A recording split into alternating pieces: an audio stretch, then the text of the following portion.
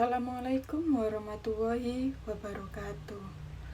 Halo teman-teman, perkenalkan nama saya Nurul Hikmah, NIM 2413021043 dari semester 4 Prodi Manajemen, mata kuliah Bunur Komaria.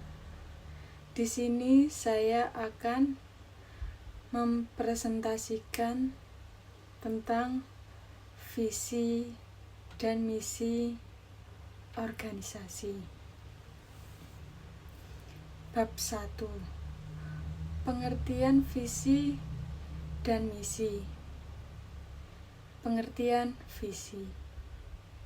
Visi adalah gambaran cita-cita jangka panjang yang bersifat ideal dan menginspirasi mengenai kondisi organisasi di masa depan. Visi berisi tujuan yang strategis dan emosional untuk memberikan arah serta semangat bagi seluruh anggota organisasi. Visi biasanya dibuat singkat, memotivasi, dan mudah untuk diingat. Contoh: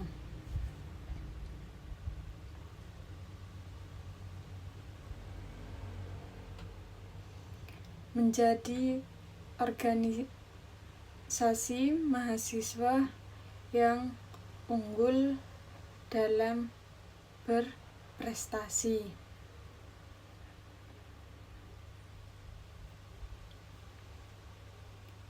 Pengertian misi. Misi adalah tujuan operasional organisasi yang lebih nyata dan terperinci.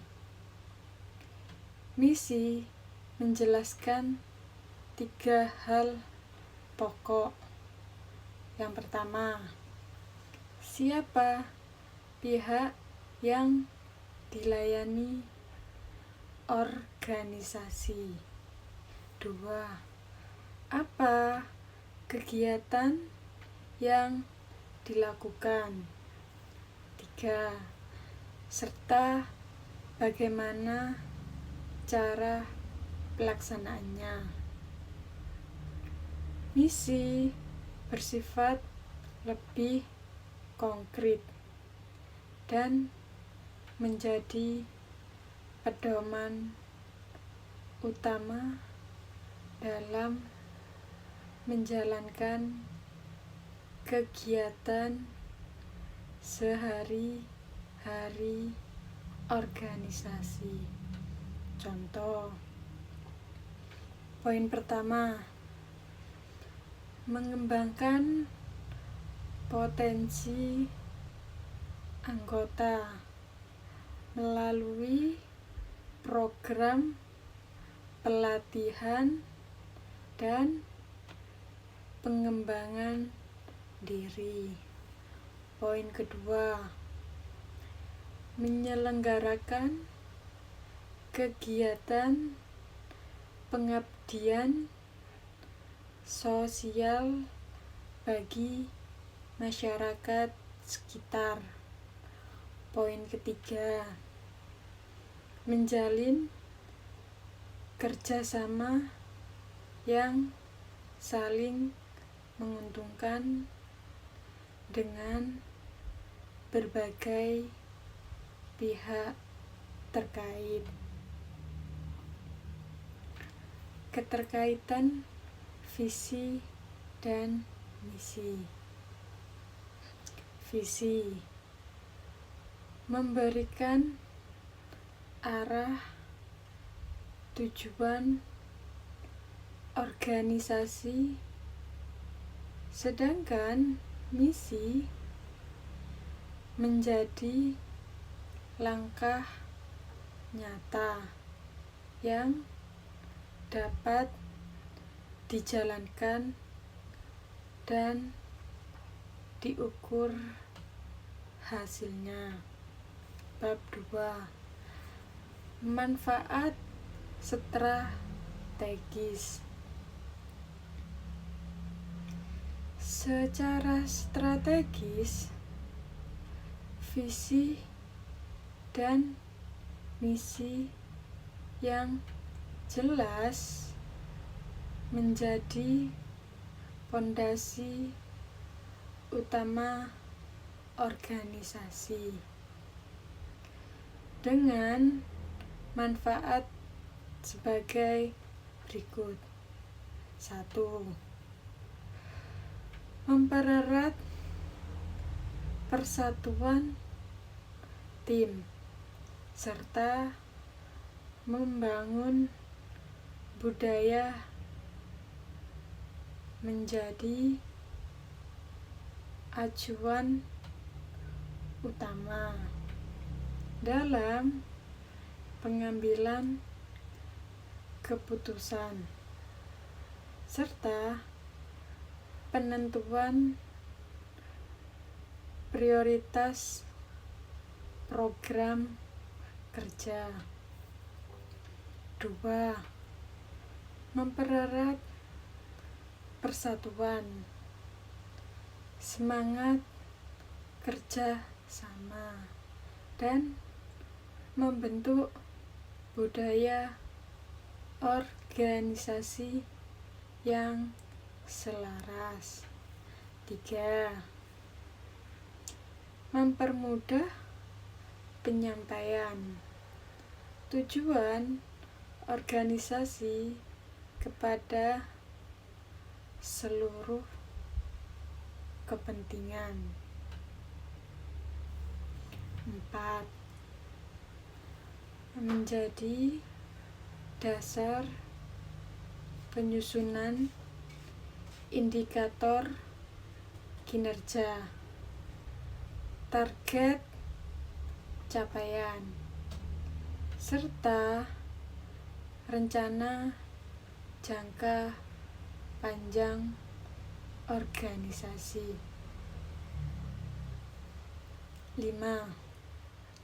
Sebagai standar evaluasi, setiap kegiatan dapat dinilai kesesuaiannya dengan arah pengembangan organisasi.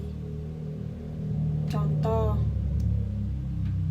organisasi menetapkan visi unggul dalam pengabdian, maka program yang dijalankan diprioritaskan untuk kegiatan sosial dan menolak kegiatan yang hanya bersifat emosional semata agar tetap searah dengan tujuan organisasi.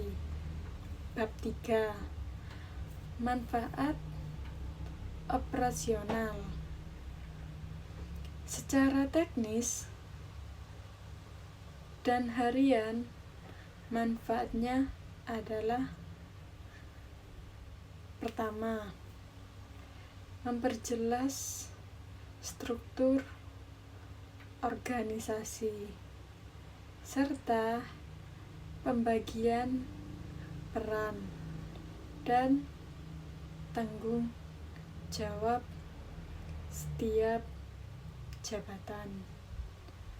Yang kedua, mendukung penyusunan kebijakan dan standar operasional prosedur atau SOP yang seragam dan konsisten. 3.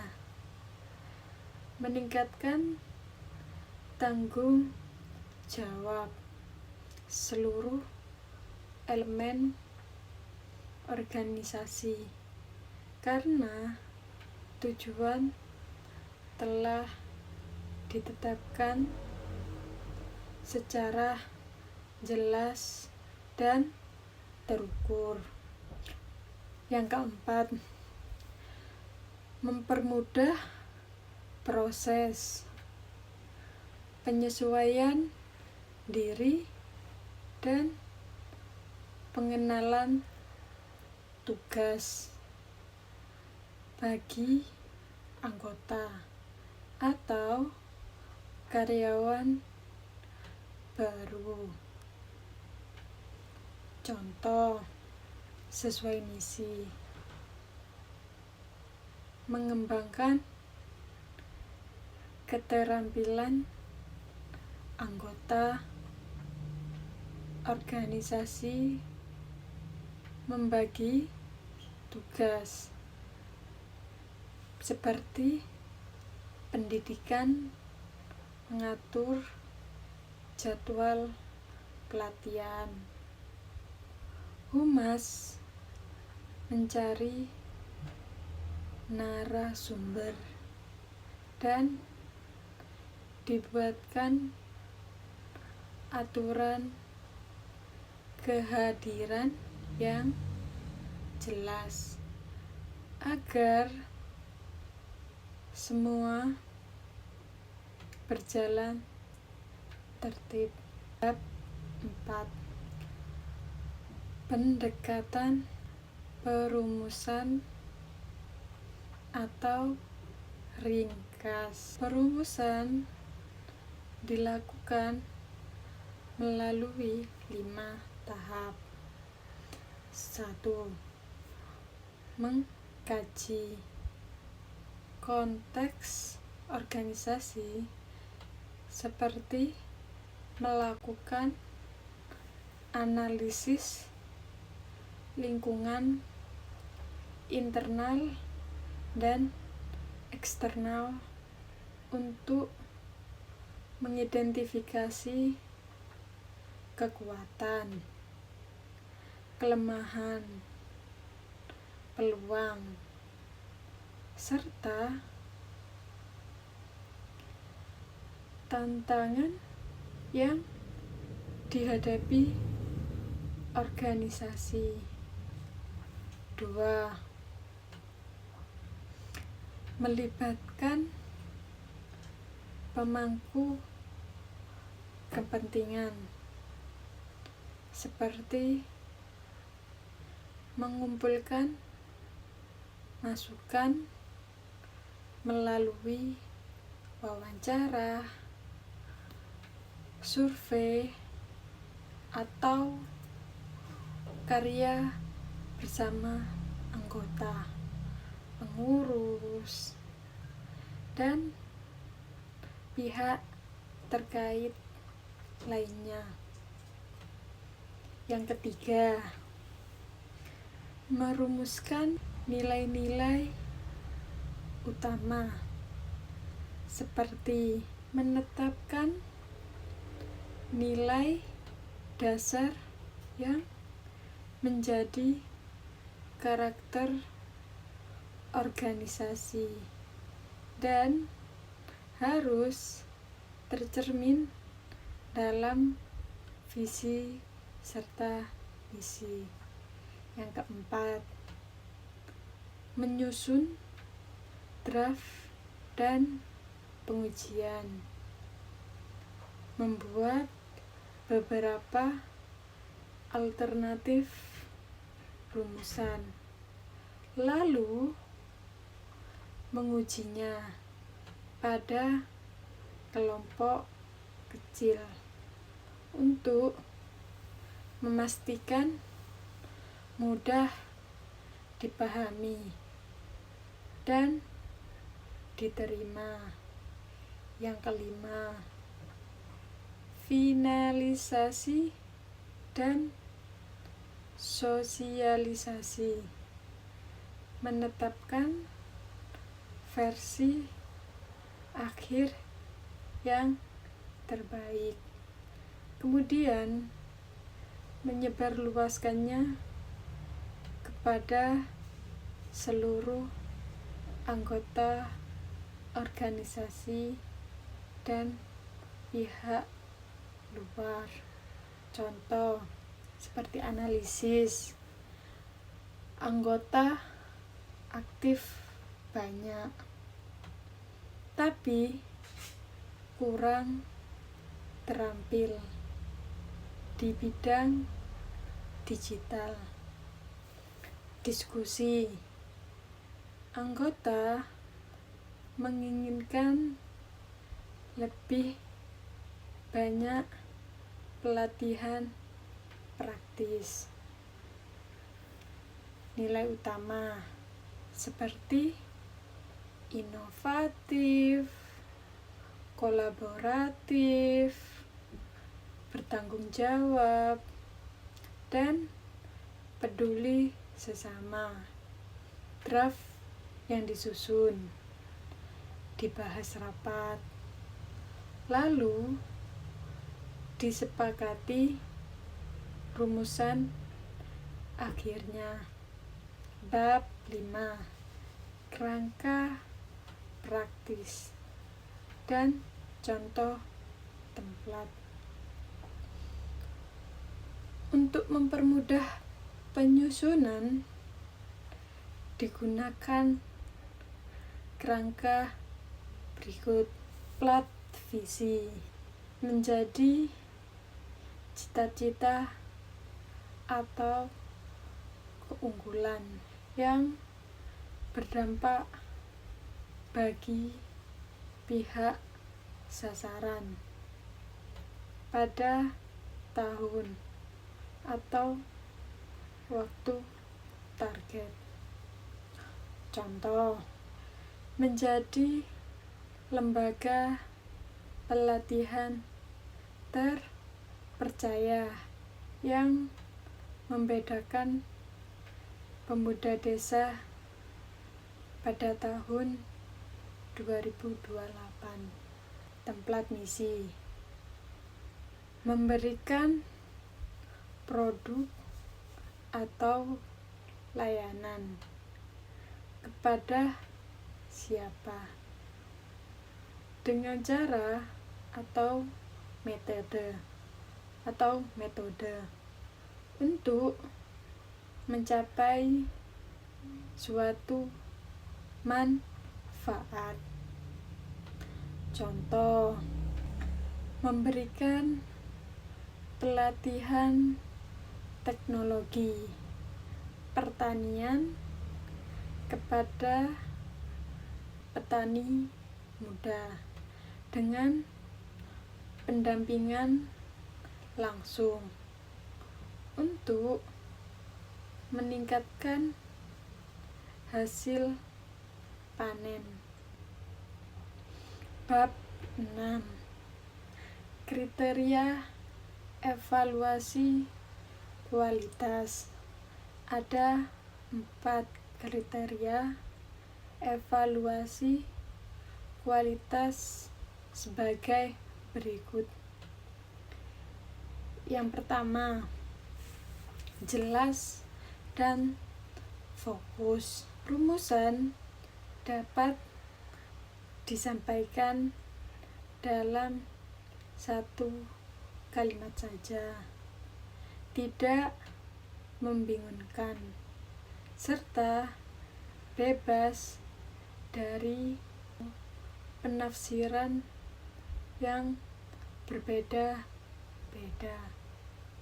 Contoh, unggul dan berdaya, relevan bagi pihak terkait, mencerminkan kebutuhan serta harapan utama dari pihak-pihak yang menjadi sasaran atau penerima manfaat utama organisasi. Contoh, organisasi kesehatan membuat visi yang berfokus pada peningkatan kesehatan masyarakat.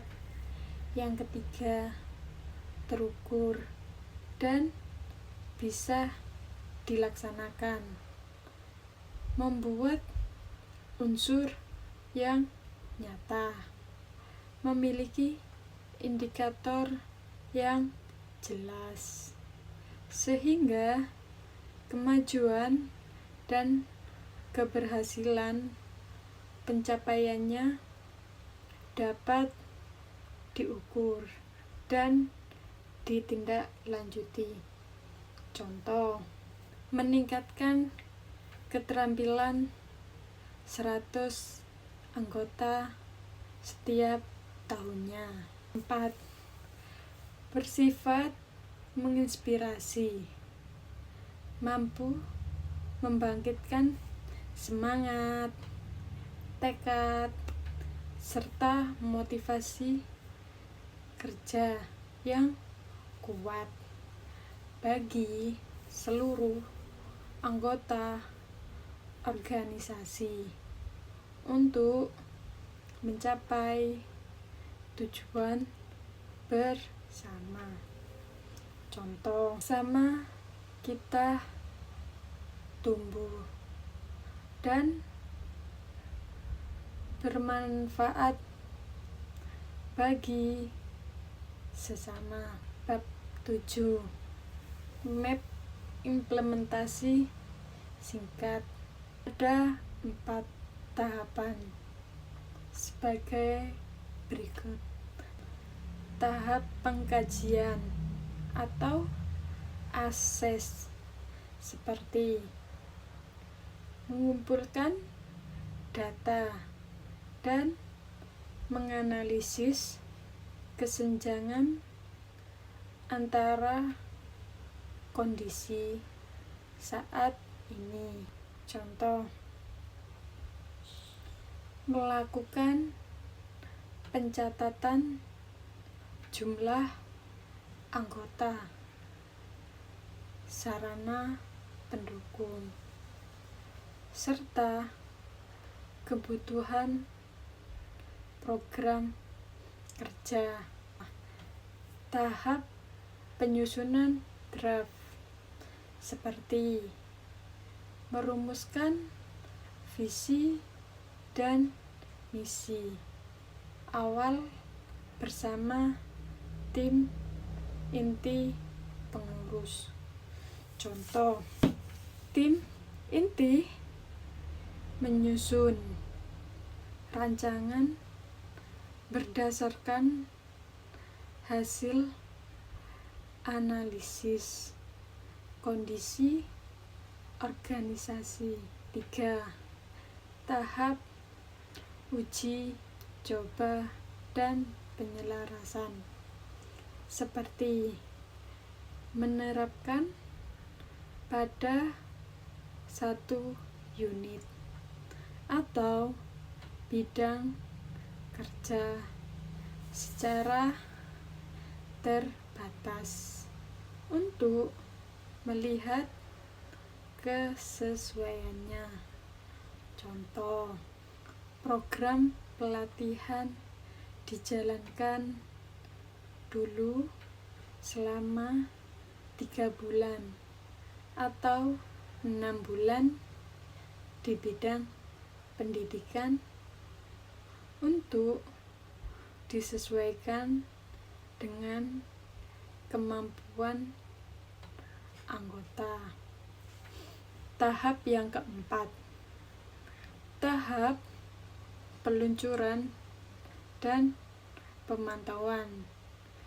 Mensosialisasikan secara luas ke seluruh organisasi serta memantau pelaksanaannya secara berkala. Contoh, visi dan misi disampaikan dalam rapat umum, ditempelkan di ruang kerja, serta dibuat laporan evaluasi setiap akhir periode. Yang terakhir ini ya, kesimpulan dan langkah selanjutnya. Kesimpulan visi dan misi bukan sekedar pernyataan formal, melainkan jantung dan fondasi utama organisasi. Visi menjadi arah cita-cita jangka panjang, sedangkan misi menjadi pedoman kerja nyata sehari-hari. Keduanya membantu organisasi mengambil keputusan strategis yang tepat, menyatukan seluruh anggota, serta memastikan setiap kegiatan memiliki manfaat yang jelas dan terukur. Contoh, sebuah organisasi kepemudaan memiliki visi unggul dan bermanfaat, serta misi melatih keterampilan dan mengabdi ke masyarakat. Rumusan ini disusun lewat analisis kebutuhan dan diskusi anggota. Diuji coba pada program kerja, lalu diterapkan secara menyeluruh ke seluruh wilayah. Hasilnya, arah kerja jelas, anggota bersemangat, dan manfaatnya nyata, dapat dirasakan oleh masyarakat sekitar. Langkah konkret yang dapat segera dilaksanakan. 1. Melakukan kajian dan penilaian kondisi internal organisasi dalam waktu 2 minggu. Yang kedua, mengadakan karya bersama pemangku kepentingan selama 1 hari untuk penyusunan dan penyempurnaan draft. Yang ketiga, menyelesaikan penetapan versi akhir serta sosialisasi ke seluruh pihak dalam waktu 4 minggu. Sekian presentasi saya akhiri. Wassalamualaikum warahmatullahi wabarakatuh. Bye bye guys, terima kasih sudah menonton.